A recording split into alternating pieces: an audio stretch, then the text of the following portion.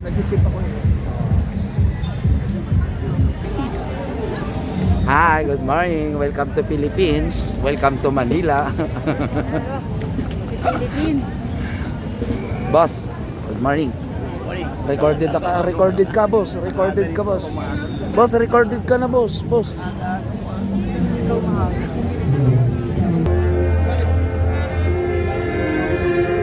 Good morning, sir.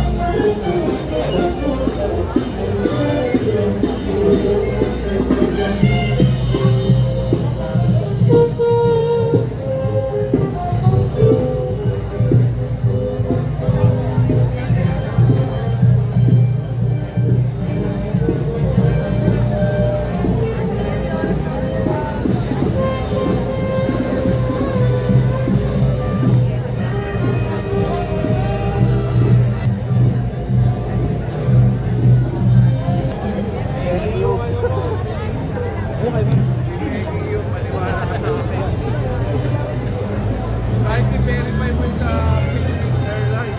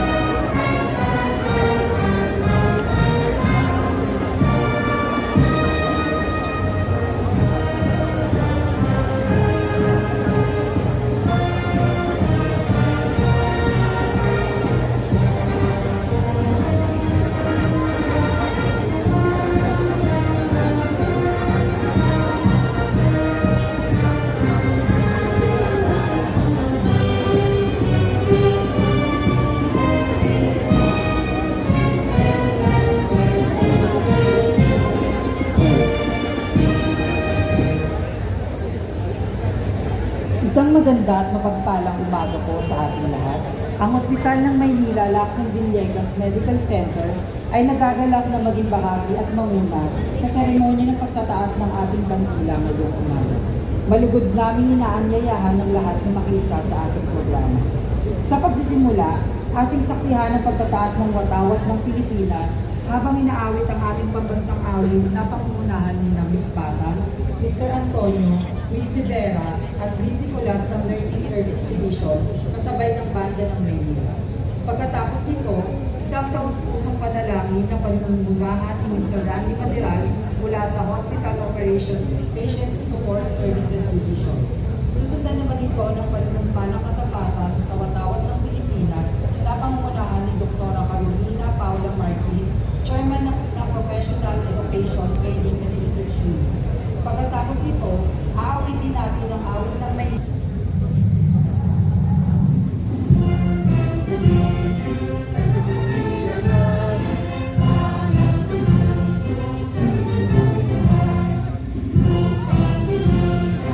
ng kapangyarihan sa lahat, sa inyo po ang aming wagas na pagpupuri at pagsamba.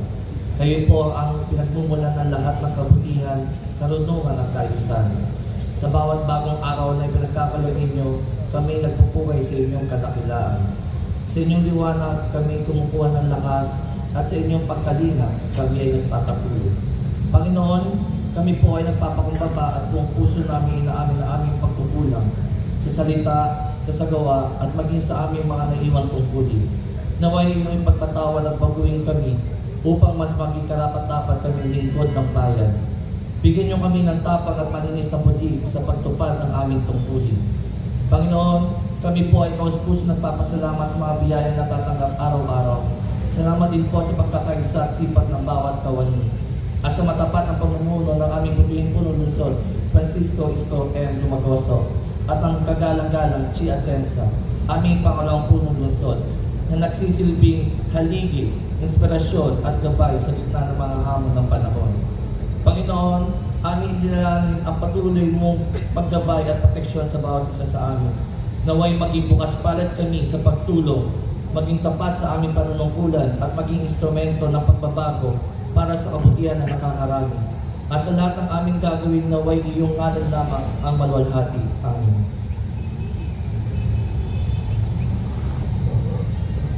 taas po natin ang ating kanang kamay para sa panunumpas sa watawat ng Pilipinas.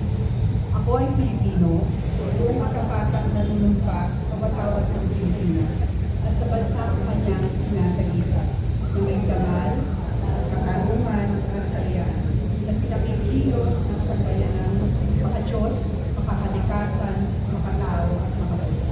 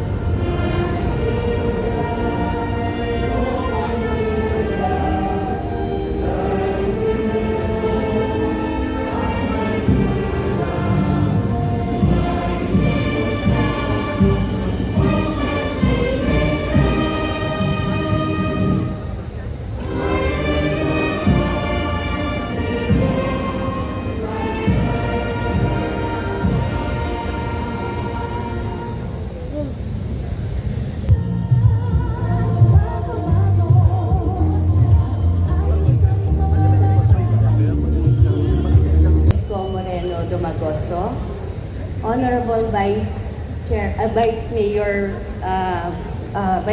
Chi Atienza, our Honorable City Councilors, Secretary Manuel Sercal, City Administrator Attorney Wardy Quintos, and Chief of Staff Cesar Chavez, sa ating pong mga kasamahan na Direktor ng LGU Hospital, sa aking mga kasamahan sa Ospital ng Maynila, Management and Staff, Manila Health Department, sa inyong pong lahat, mga kawani ng ating gobyerno, lungsod ng Maynila, isa pong mapagpala at magandang umaga po sa inyong lahat. Ang Ospital ng Maynila po ang naatasan ngayong umaga na magtaas ang ating bandila para sa linggong ito. Kami po sa Ospital ng Maynila ay ang flagship hospital ng Maynila. Napakabigat po yon para sa isang institusyon. Ngunit kami po, 300-bed hospital capacity. Kami po ay level 3 teaching and training hospital at kami rin po ay isang ISO certified institution. So kasabay po ng ating pagtataas ng bandila ay ang pagtataas ng kalidad ng Ospital ng Maynila Medical Center. Palakpakan po natin sila. Katunayan po ay noong nakaraang linggo, kami po ay nakatanggap ng isang karangalan galing po sa TOP Group of Companies at ito po ay ang Gawad Galing. So lahat po ng aking kasamahan, natutuwa po ako, napakadami po namin. Umabot na po kami sa MDRRMO with their unwavering support and warm welcome to us. So palakpakan po natin uli sila. Hindi po kami nagkikita-kita sa ospital kasi masyado po silang tutok sa ating mga pasyente at sa mga kanilang ginagawa. So malaki pong karangalan ang nakamit natin nakaraang linggo. Ito po ay dahil sa ating bagong bukas na cardiac catheterization laboratory. Ang kategorya po niya ay Innovation in Health Services Champion. So champion po tayo sa lahat ng mga sumali doon. At ang cardiac catheterization laboratory natin ay open. Ngayon po ay meron na po kaming nagawang 4 na pasyente. So naghahanap pa po kami ng mga referrals from you. At sinabi po ng ating interventional cardiologist, kung tayo po ay makagawa ng 10, tayo po na angiogram, tayo po ay maaari ng mag-angioplasty. So, hinihintay ko po ang inyong mga referrals. At shout out po sa ating mga interventional cardiologists. Pangalawa po, gusto ko lang pong kunin ang oportunidad na to para pasalamatan ang katuwang natin sa lahat ng ospital at health cluster, ang ating Philippine Health Insurance Corporation. Shout out po sa kanila, especially po the PhilHealth Manila. So, hindi po natin magagawa ang cath lab o kung ano-anong improvement or innovation sa ating mga ospital kung hindi po sa tulong nila. Kung kaya't ang Manila Health Department po ay magsasagawa ng malawakang enrollment. Aakapin po namin lahat kayo kasi ang sabi nga ni Yorme, hindi pwedeng kung kailan kayo may sakit, doon pa lang kayo magpapaayos ng inyong PhilHealth. So ngayon pa lang po ay kami na po ang pupunta sa inyo at kakatok sa inyong mga pintuan. So sa pagkakataon pong ito, ipapakilala ko po sa inyo ang mayor na nagbigay ng oportunidad po sa health cluster na mag-improve, mag-innovate. Vision niya po talaga ito. Ang Ospital ng Maynila, nakita niyo naman, napakaganda po niya, world-class, internationally acclaimed. Yan po ay dahil sa ating kagalang-galang na Mayor Scout Moreno Tumalosa. Sir.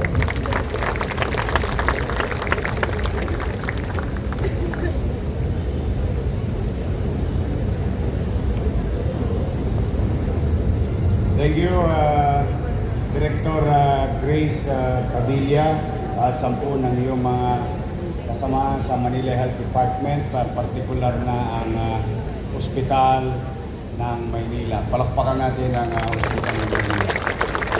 You know, sino ba sa inyo maraming minahal? Si Letlet una nagtas. Kaya siya na-angiogram. Dahil parado na puso niya. Kaya po nakakapanghinayang yung pagkakataon because when we build Hospital ng Maynila, that includes the cath lab, the first local government unit in the country because PGH, meron sila heart center, meron sila, and of course the private hospital. 3 years nang nakatenga yung makina niya. That's why when I assume, again, as your mayor, I spoke with Director Grace Padilla to open up and deliver its purpose. And masaya naman ako sa ating mga interventionist, cardiologists, mga doktor natin,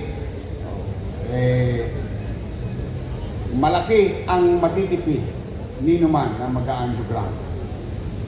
Ang angiogram is about 50 to 80,000 pesos. And when you go to angioplasty, it would cost you about 300 to 500 up to 1 million pesos sa angioplasty. Pero sa Maynila, wala silang gagastusin. Zero. Mas mamabutihin kung gumastos ng milyon-milyon.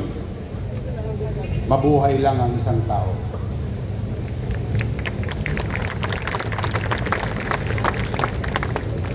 That's how dedicated we are as a city government to really to give good quality and deliver good quality health care to our people, not only for the poor, but also for the middle class, the working class. And kung gusto ng mayaman, makatiway sila at makabawi man lang sila sa buwis nila na binayaran sa Maynila, pwede rin sila dyan. And I do believe that it's going to be better in the coming days. Once mapulfill natin yung minimum requirements, we're gonna go all the way conducting angioplasty because we already reserved money for that. We reserve 25 million pesos para sa ating cath lab, pambili ng miscellaneous na kakailanganin nila at higit sa lahat ng pasyente.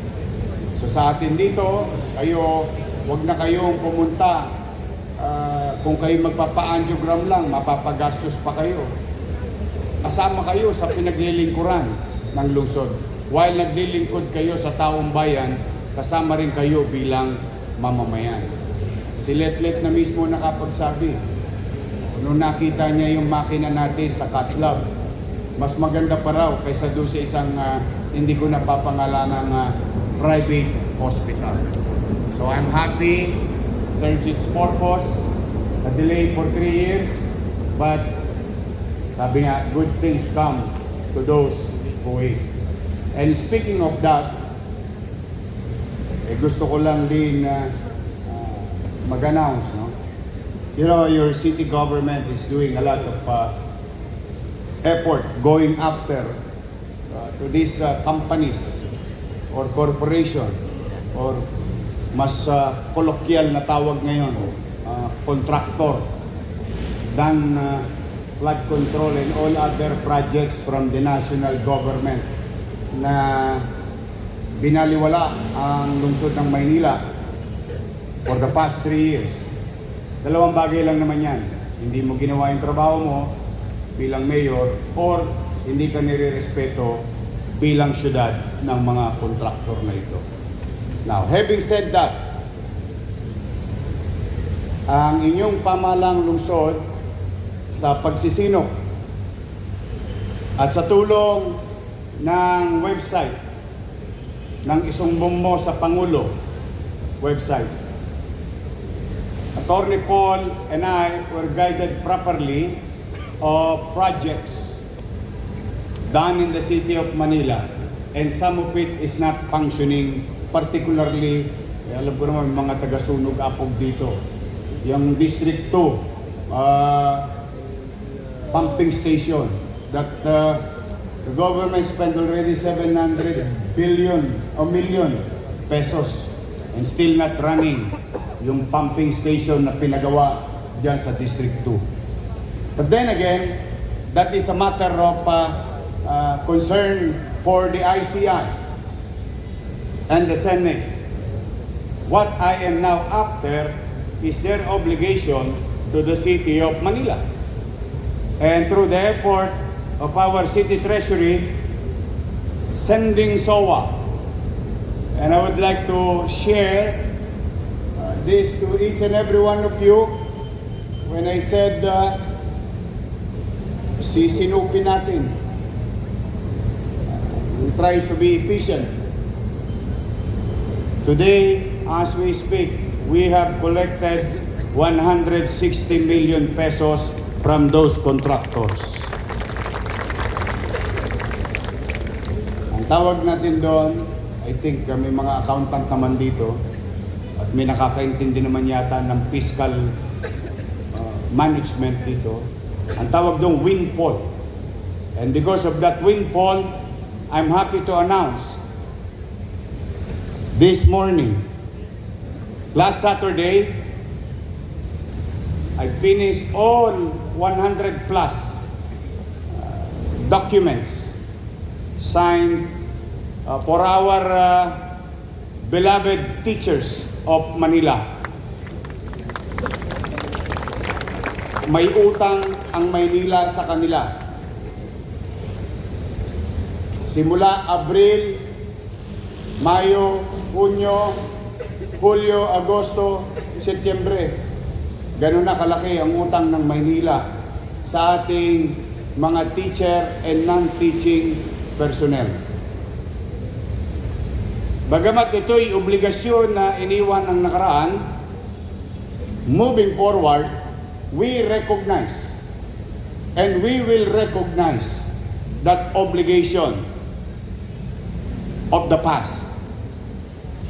But it's not gonna be easy for me and your city government. But be that as it may, kahit mahirap, kahit sumuot tayo sa karayom, iraraos natin. And tomorrow, our more or less 11,000 teachers and non-teachers will receive their April allowance from the city of Manila, amounting to 25 million pesos. Imagine mo, pag isang quarter yun, 75 yun. Nalumpo na. But I'm happy in our own little way, at least man lang, to send the message, if given a chance that we have much resources or spend it wisely, we can address this obligation. That is going to happen tomorrow for our teachers. Shout out sa mga guro natin sa buong Maynila, sa elementary at high school at non-teaching personnel. The city government owes Pamantasan Lungsod ng Maynila of second quarter, third quarter, and fourth quarter of last year, amounting to 58 million each quarter. And the city of Manila owes Pamantasan Lungsod ng Maynila for first quarter and second quarter of this year. Nakwenta nyo na? 58 million times 5. More or less 300 million. Again, dahil tayo'y nagsinop, palakpakan natin yung mga kontraktor. Hindi para ikasiya. maging aral sa kanila yan. You cannot do it in Manila. There are only two certain things in this world. Death and taxes. That we assure you. Kahit nasaan pa kayong sulok ng Pilipinas, magyayad ba kayo ng buwis sa lungsod ng Maynila? At dahil dyan, I'm happy to announce today, Pamantasan Lungsod ng Maynila will receive the second quarter of obligation of the city for 2024. Imagine mo yung hahabulin ko. 58 million pesos will receive by PLM today. Good for them. I'm happy for them. Malayo pa. Basta piyay-piyay lang. Makakaraos din tayo. Huwag kayong mag-alala. So teachers and PLM. But also, I just wanted to share to you the effort of yours truly and our team in fiscal management. Unti-unti nang nagbubunga. Last Friday, in our briefing of fiscal situation, effort, discipline equals results. And I would like to share to you the results of our effort. When I stood before you on the first flag ceremony, naayusin ko yung fiscal situation natin. Gusto kong ipaalam sa inyo, nag-take effect na last July. We have received the effect or saw and felt the effect of some discipline of your city government with regard to unnecessary expenses. Lalo na yan mga JO na yan, na hindi na pagkikita. I would like to inform you, 7.1% on July. On August, 7.8%. So imagine, if you do the math, naging mabuti ang inyong pamahalang lungsod sa paggasta at huwag gumasta ng walang kapararakan lang.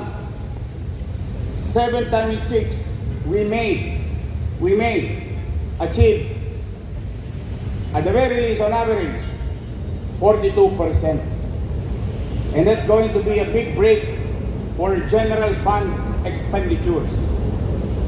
And by October 8, I will share you what we have done to address the obligation of the past and to address our recurring obligation sa present. But for now, I just wanted to say good news for the employees, our teachers, our schools, our hospitals, yung San Nicolas, mga taga San Nicolas Health Center, pumanatag kayo, kayo nasusunod na ayusin na health center. Sa inyo naman, na nandito, alam ko nag-aabang kayo ng balita. Steady lang kayo sa deadly. Hindi kayo mawawalan. Pero tiyak ako magkakaroon kayo. I will inform you in proper time. Now, sa aking mga minamahal na lolo't lola, I have already spared about 300 million pesos for our senior citizens in Manila. Tomorrow is the day that the Lord has made. And our seniors will rejoice and be glad to Him. We will now implement the first quarter under my watch of the obligations for our beloved seniors. But the previous obligation will continue to recognize by this administration. Basta lahat ng iniwan nilang kakengko yan sa buhay, haharapin ko. Kaya lang hindi ko siya kayang harapin ng isubong-bumbo. Ipapiyait-piyait ko hanggang sa mag-normalize. Back to zero. Our dreams and aspirations in our fiscal management to bring back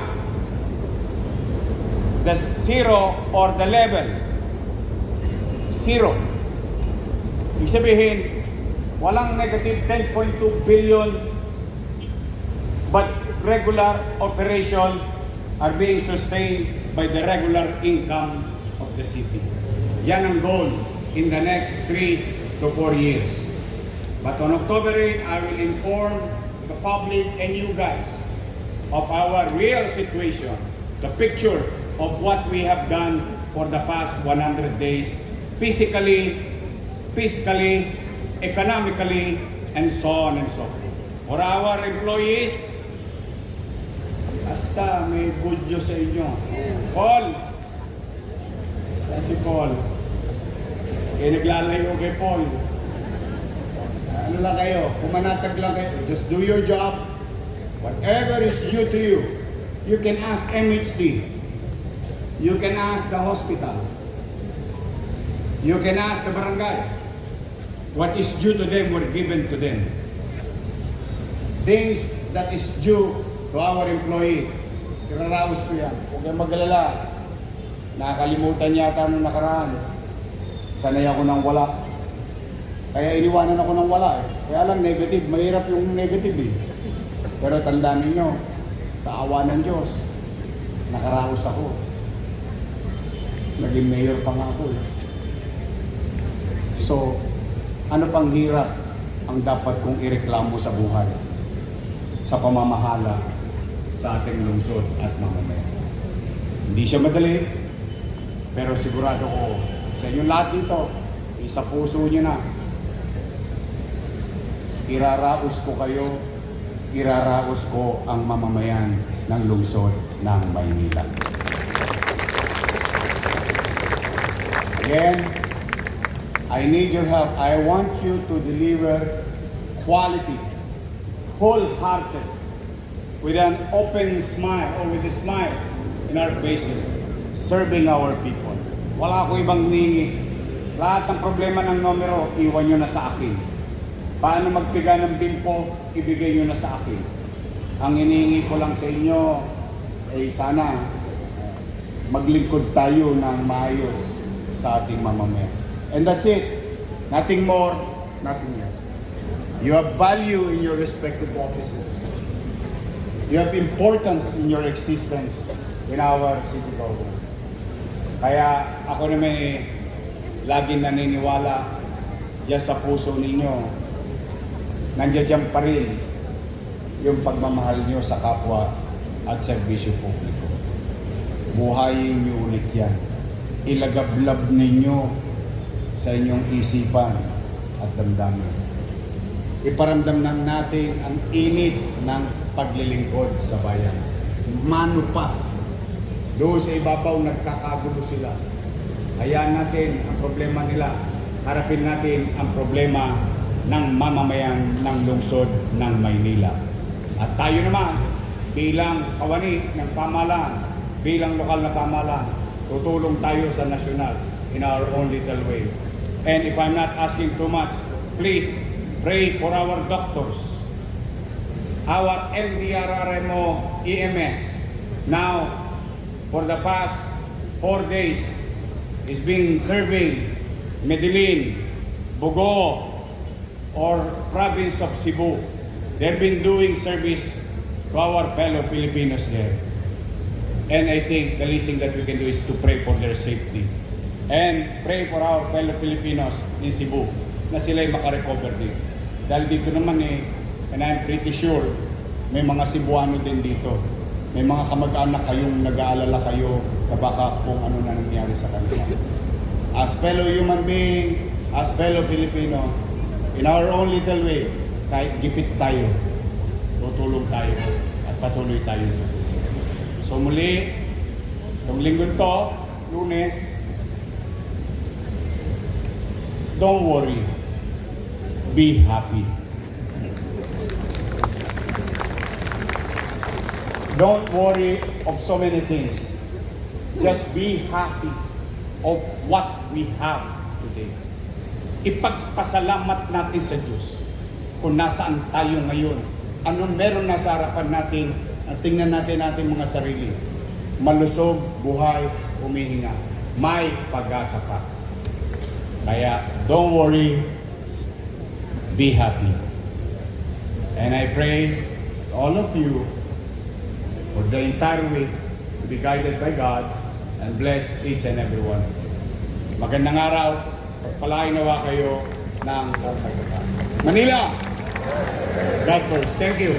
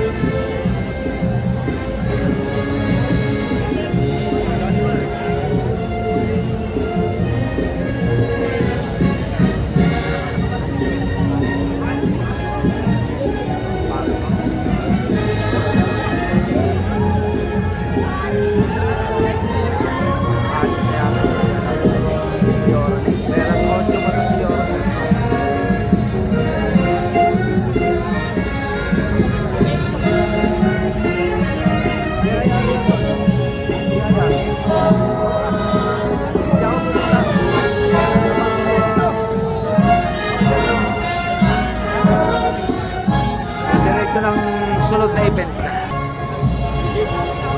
Sunod ka na to.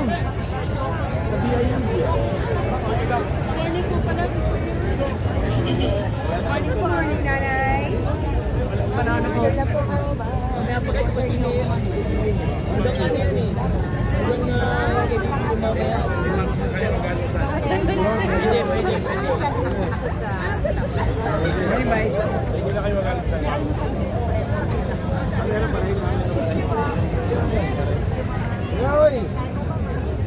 Kahit tayo.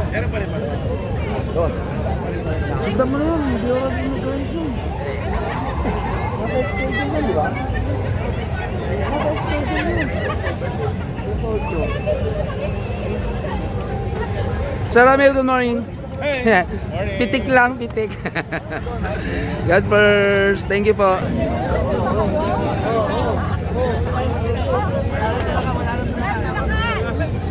God first. 1, 2, 3.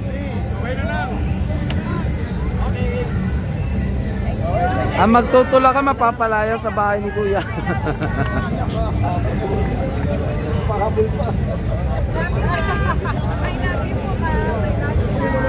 Hi, guys. Hello, good morning po. Tigla, video to, ma'am, video.